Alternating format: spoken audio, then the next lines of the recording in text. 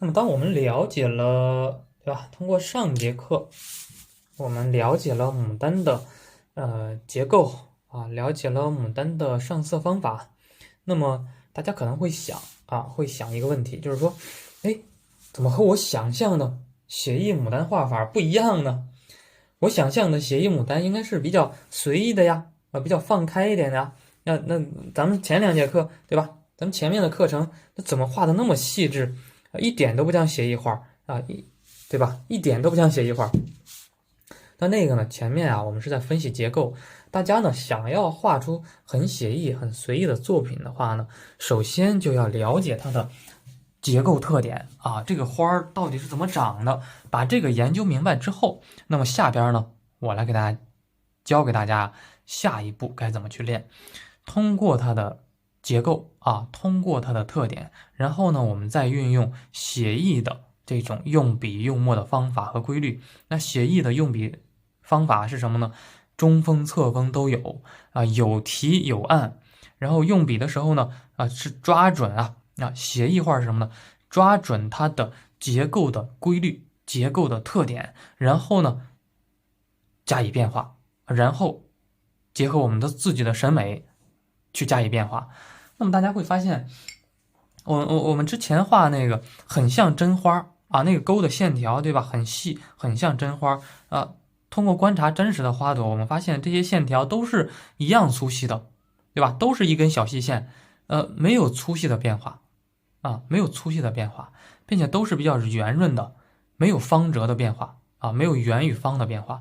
那么我们用写意手法，为什么写意画往往画出来比真花还漂亮呢？就是因为写意画呢，在真花基础上加上了变化。那加上什么变化呢？第一就是方与折的变化，使这朵花既富贵，然后呢也坚挺也坚韧啊。第二呢就是加上一个提暗的变化，也是呢粗细的变化，线条粗细的变化。那么咱们怎么运用这种方法呢来画？来，我们看一下之前画的这个。来，我们看一下之前画的这个。大家在画写意的手法的时候呢，可以对照着这个去画也可以呢对照着真实的牡丹去画。那么，比方说真实牡丹我们画的很像，形态上各方面我们画的很像。那这个时候我们抛弃真实的牡丹，然后呢再进行下一步的写意画把这个目前的状态呢再给它写意化一些。那怎么写意化呢？调墨，画牡丹调一个中浓墨就行或者中浅墨也行，不要太浓，也不要太浅。太浅的话呢，咱们可以画白色牡丹太浓的话呢，可以画深红色的。正常情况下，粉牡丹或者偏粉一点的，白色偏粉一点的，调一个适中的一个墨色就行。笔上水分注意控制多少不要太多，也不要太少，因为生宣纸上呢它会晕开。那怎么画呢？用写意手法怎么画呢？那这个是比较圆乎乎的呀。那真实的牡丹就是这样圆乎乎的。那我们画的时候是可以产生变化的。这个地方让它圆乎乎一点，这些地方让它方一点。那怎么画？那用写意的手法，毛笔呢要具有跳跃性。那当然，这些用笔用墨的方法呢，对吧？用笔用墨的方法的话呢，大家和其他的花卉都是一样的。为什么我没有先讲牡丹呢？就是因为大家如果说直接来学这个牡丹，如果说没有基础的话，那直接来学这个牡丹，好多用笔的方法、用墨的方法是运用的不够灵活的，那画出来牡丹自然也就不够生动。经过我们之前，比方说画兰花画这个菊花画这些藤蔓科的一些植物已经掌握了很多的用笔和用墨的方法。这个时候我们再来运用到这个牡丹当中，就会变得比较简单了。那当然牡丹课程我会单独去开设一期这个牡丹，所以说可能有些是没有听过我的那些其他的花卉的课程，那么我也简单给大家来说一说，就是牡丹当中这些用笔的方法。当然讲用笔方法的话呢，也是分层次的去讲，因为用笔用墨的方法实在是太多了好多方法呢都是可以混用啊，都可以互相运用的。那么牡丹啊，单看牡丹花头，单看牡丹花瓣，咱们怎么用笔呢？我由工笔的慢慢转变成写意，这个是工笔的，写意的这个花瓣反面的怎么画呢？也是啊，可以看到它是整体来说是比较圆滑的，整体来讲的话是比较柔的，但是中间出现了这些方折，可以看到吗？中间啊是出现了这些方折的，并且有提按，这些地方是按下去一点的啊，对吧？有粗细的变化，有提按的变化，也产生了方折，那这个就是比较圆乎乎的啊，就是比较圆乎乎的。用写意更加写意一点的手法去画的话呢，那这些地方就要出现这些方折变化了，就要出现提按变化了。写意画呢，高度的去概括它啊，去概括它啊，不要细化它，而是要概括它。那再发现这些地方是有小豁口的呀，那小豁口怎么办呢？圆的、方的、圆的、方的，简单吗？是不是很简单？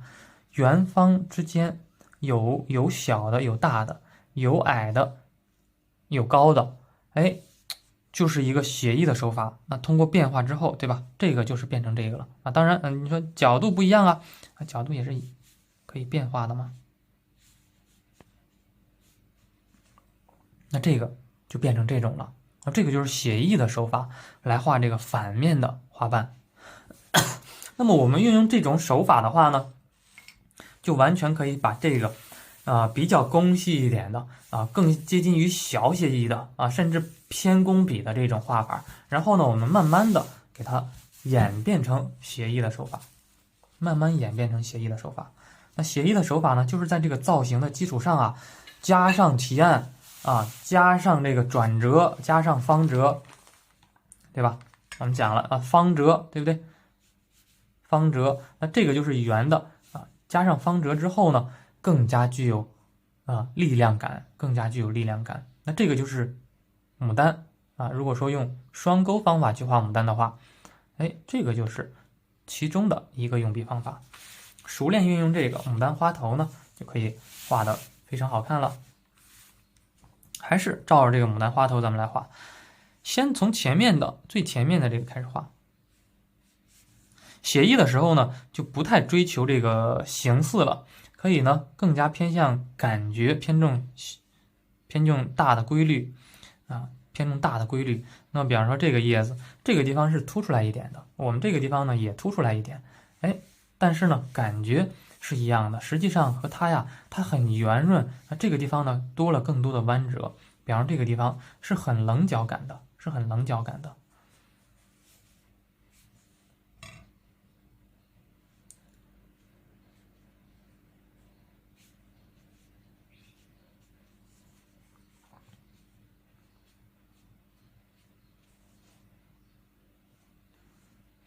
对吧？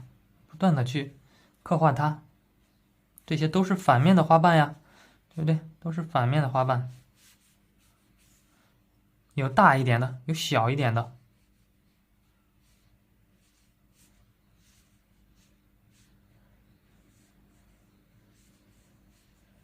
大一点的，有小一点的，还有一些呢是这个反转过来了，变成正面的花瓣了。那正面花瓣也是一样你不要画的很圆润都画的很圆润就不好看了呀。我们需要出现一些方折感，出现一些方折的变化。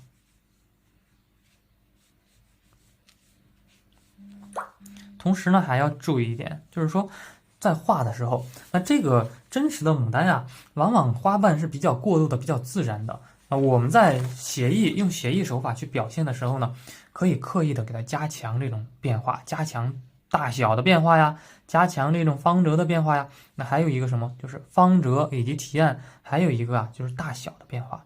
那这个花瓣很大，这个花瓣呢，我们就画的偏小一点。实际当中呢，这个花瓣和这个花瓣大小都接近大小都接近。那我们在画的时候，两个花瓣都一样大的时候呢，就会显得很平。那么我们在用写意手法的时候就要产生变化，在自然的基础上，在自然的规律的基础上，那这些花瓣呢，我们可以稍大一点，可以稍小一点，哎，让这个花朵画出来之后啊，那更加的生动，更加形象。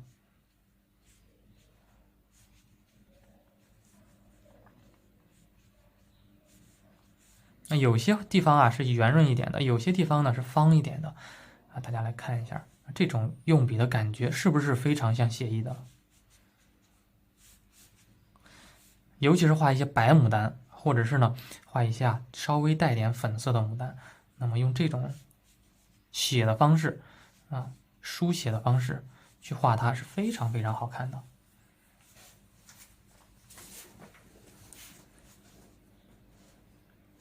当然，我们在写的时候呢，还是要有据可循才行啊。尤其是大家刚画的时候，一定要有据可循啊。对照着这个画稿，或者是呢找一个真实的牡丹，然后去画它啊，不要乱画呀，不要自己编。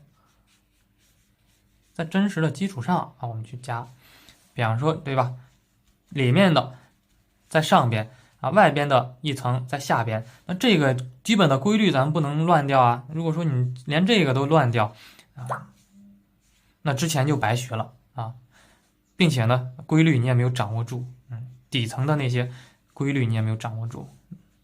前两节课咱们讲的就是规律啊，就是让大家掌握这些前后的变化、前后的穿插啊，正反叶子的啊，正反花瓣的这种变化，掌握的就是这个规律。那这个时候其实我们已经掌握住了。大家如果说，前两节课学的认真啊，并且经过练习之后呢，其实大家已经掌握了。那掌握之后呢，再来像这节课这样放松去练啊，就可以画的很自由、很好看了呀。有些地方是圆润一点的，像这些地方是很圆润的线条。那有些地方呢又很直又很方，对不对？有方有直这样的画面啊才好看。有大有小，这个地方稍微大一点，这个地方我们加一个小一点的，感觉这个地方有点圆了，有点平了，怎么办呢？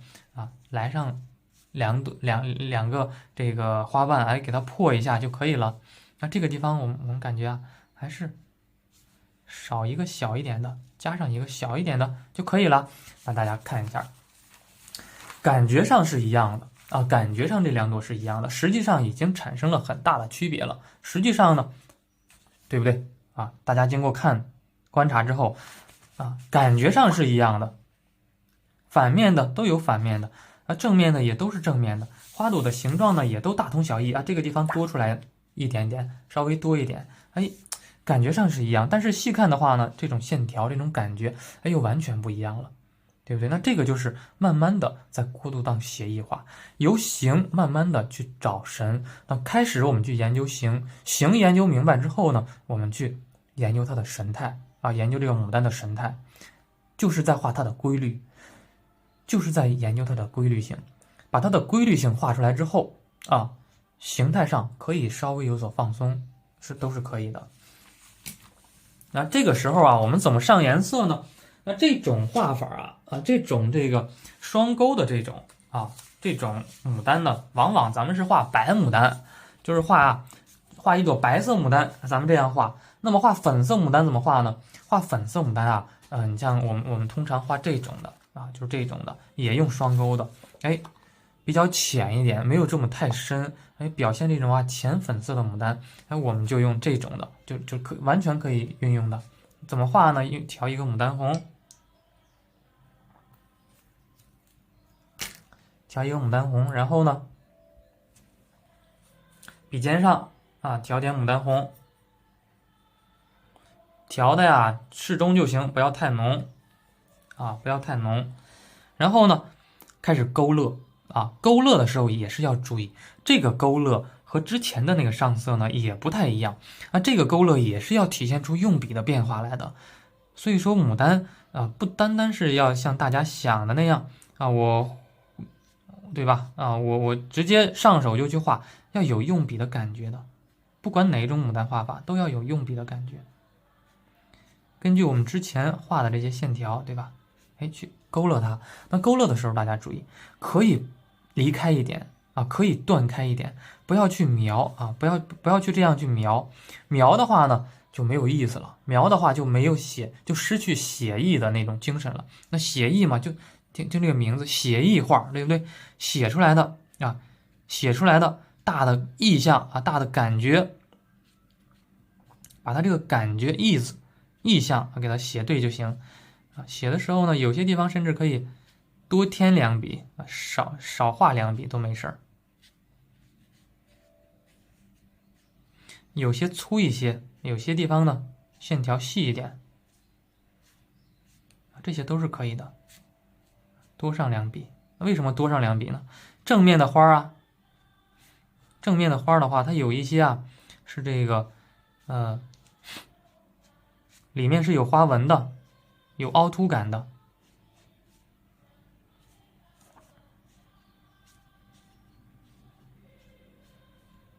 写出来的，所以说我的课程当中，你像对吧？跟着我一直学下来，为什么我开始不讲牡丹呢？因为牡丹啊，确实是啊，相对来说啊，需要掌握更多的技法啊，更多的笔法，才能呢画出来啊，才能更加自然啊。有基础的话，对吧？你已经画画已经画过一段时间了啊，再来这样用笔，再来找这些用笔的感觉、提按呀，对吧？那就变得简单了啊。如果说刚学的时候零基础，那你就画这个牡丹啊，相对来说是有一点点吃力的，需要刻苦的在用笔和用墨上下功夫。你包括我的，你像咱们之前讲的也是啊，之前讲那些课也是啊，就是说不断的啊，甚至抽出一节课单讲用笔，另一节课呢单讲用墨啊。为什么讲的那么细呢？就是希望大家呀可以在用笔用墨方面啊多下功夫，掌握其中的规律性。那么在之后的运用的时候，在之后这个用起来就会变得简单啊。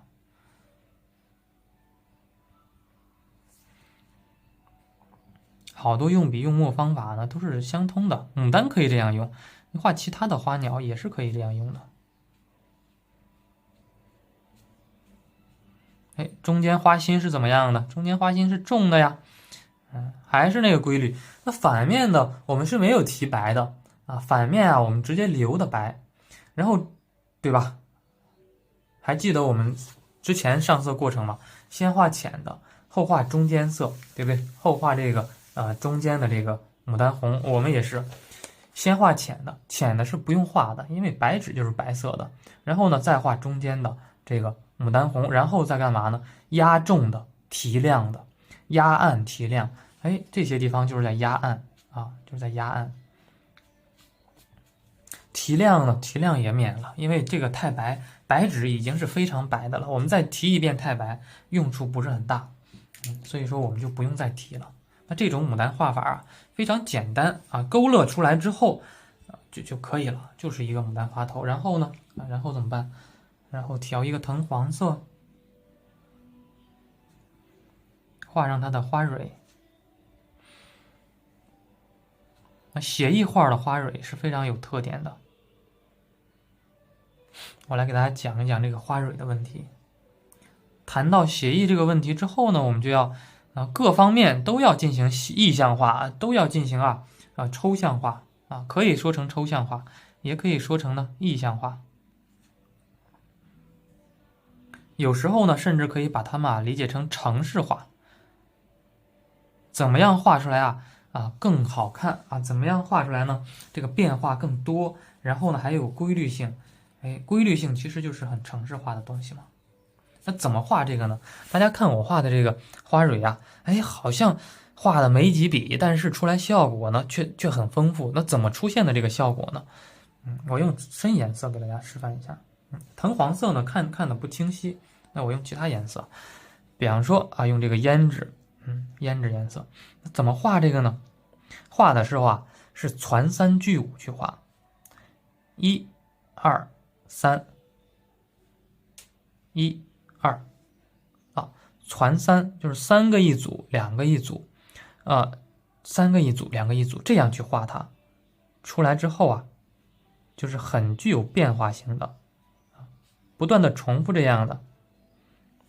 这样画出来，这一块就非常具有变化性，以少胜多的这样一个效果，就会出现以少胜多的效果。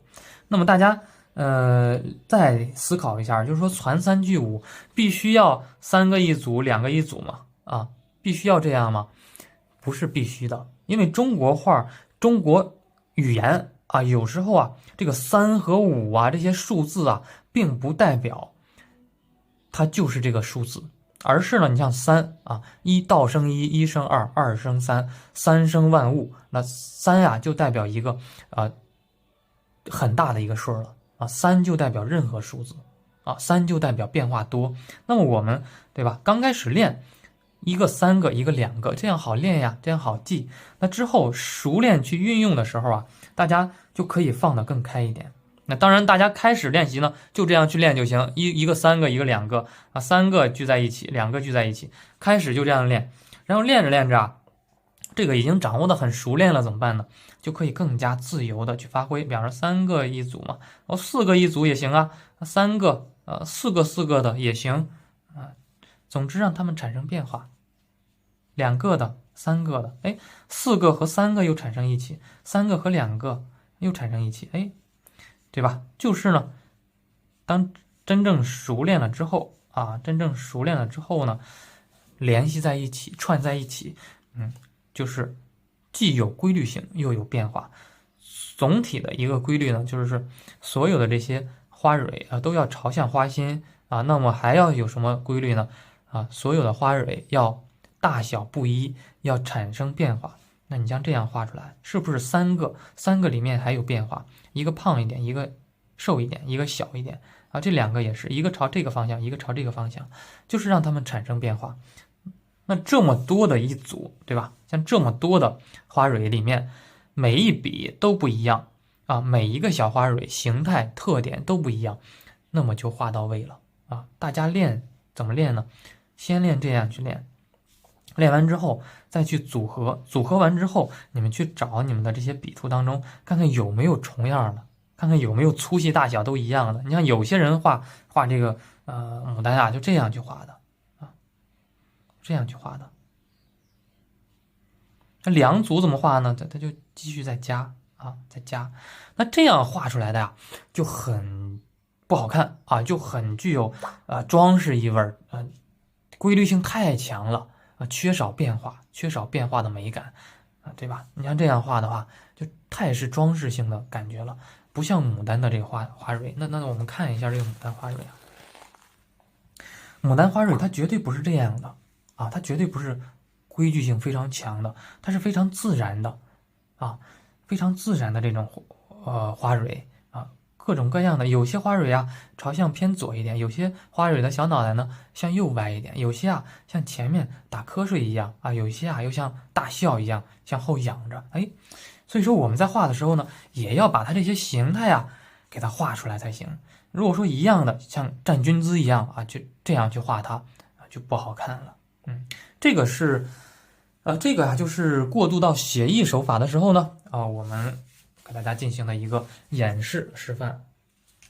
那这个是一朵花，对不对？你看这个完全可以用在写意花鸟画当中完全可以用在写意花鸟画当中然后还有什么样的呢？比方说咱们成幅的花儿都会画了，还有什么呢？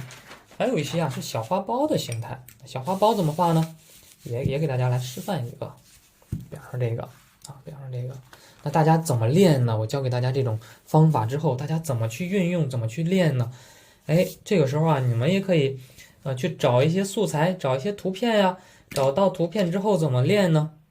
当你学到第3节课了，学到这节课了，怎么练呢？找到图片前2步呢结构你已经掌握的挺清楚了，那这个时候你就可以直接用写意的手法，这种勾线的方式直接来画它。调好一个墨色，比方说画这个，对吧？画这个呢，我们要高度的去概括它。画哪儿呢？先从哪儿画呢？先从离我们最近的这个地方开始画这个花瓣是最前面的，没有被任何花瓣挡住它是挡住了后面的所有花瓣。那么我们就从这儿开始画啊，我们就从这儿开始画。当然，这个是一个没有开放的这样一个半开的一个形态。那怎么画呢？先从前面这个开始画，它是一个比较胖一点的啊，比较胖一点的。这个地方呢，还有一个正面一点的，里面呢，它后面里面还包着一个啊，有圆一点的，有方一点的，有圆一点的线条，有方一点的线条。这儿还有一个小的包起来的感觉。到了这边啊，更加具有写意的感觉了。上边还包起来了，还包起来了。这样就是这样去练的呀，对吧？就这样去练习就可以了。中间是什么形态呢？中间呀，你像小花苞，它这些花瓣呀都包在一起了。包在一起之后，我们发现它这个花瓣太多了，怎么办呢？我们要艺术化处理一下。你不能画的这么真是这么多呀？怎么处理呢？运用这些变化，穿插，寥寥数笔啊就可以了啊。有些线条是这个朝向，有些线条是这个朝向，你不能画成平行的，画成平行的就像小栅栏一样，那一定是不好看的。它里面这些线条是，对吧？分割啊，分割成月相花心啊，就是几项花心啊，这样一个分割的感觉。之后呢，你像所有的大家在练习的时候一定要有所依托啊，你可以去临摹也行或者是呢也可以去像这样去写生练习也行，一定不要自己瞎编啊，自己瞎编呀达不到效果，自己瞎编只能起到练笔的作用。如果说这个结构问题，对吧，一点都没有作用。所以说大家刚开始学画画不要太急躁，一点一点去分析它，不要太着急。当把这些结构研究明白了之后，那你后期你再想去创作，那个都是手到擒来的啊，都是手到擒来的，对吧？上面是包起来的，下边的话呢，我发现了啊，它是有一些像下面下垂的一些花瓣啊，下垂的一些花瓣，刚刚盛开的感觉的。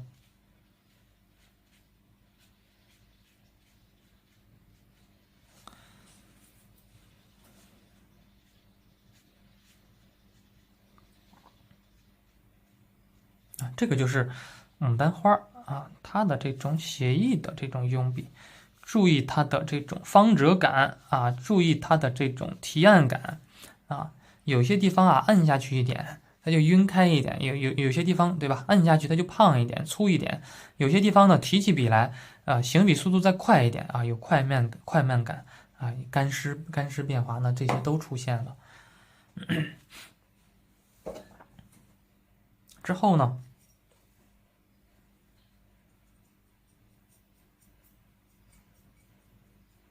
调一个牡丹红，对不对啊？调一个牡丹红，也可以加上一点胭脂都没事儿。开始勾勒它啊，勾勒的时候呢，要注意，不是在真正的去描，而是呢，再去找一种深浅的变化啊，找一种这种感觉啊，跟着我们感觉去画。有些地方行笔速度快，按下去；有些地方呢，提起笔来。甚至有些地方你不画都没事儿，就是在找变化。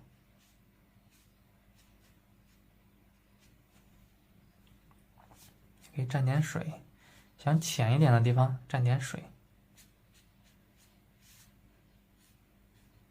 这个时候行笔速度要注意，不要太慢啊，不要太慢。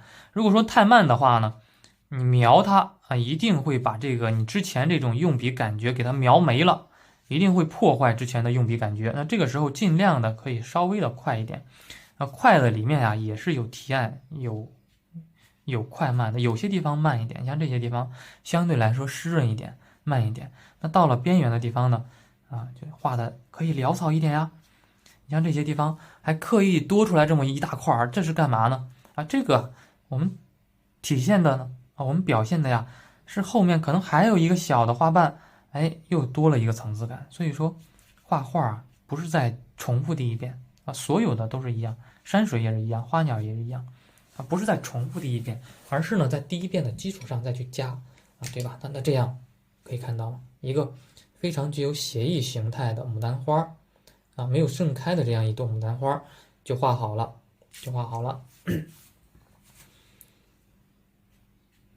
是不是非常简单了啊？从形状啊，从它的结构研究明白了，再去变化啊，再去这个用写意的手法去产生变化的时候啊，就变得简单多了。感觉不好看，还可以再去加呀，啊，再去加上一些，让变化更丰富一点，对吧？这样的，包括这些都是可以直接用在画面当中的。画一朵浅粉色的牡丹，对吧？都是可以直接用在画面当中的，就是用在写意画当中，这些都是没问题的。这个像写意画过渡的这节课呢，我们就讲到这儿啊。然后下节课呢，我们直接用笔墨来画啊，用笔墨来画的时候也是这个规律。那么其实我课上讲的这个呢，就是方法和规律性。大家画的时候呢，不断我在给大家强化这种学习的方法。画牡丹的方法和画牡丹的规律，哎，大家呢按照这种方法和规律呢，就可以把这个牡丹既画的形准，也画的呢神似啊，还能很轻松的画出来，就这样的啊。这节课我们就讲到这里。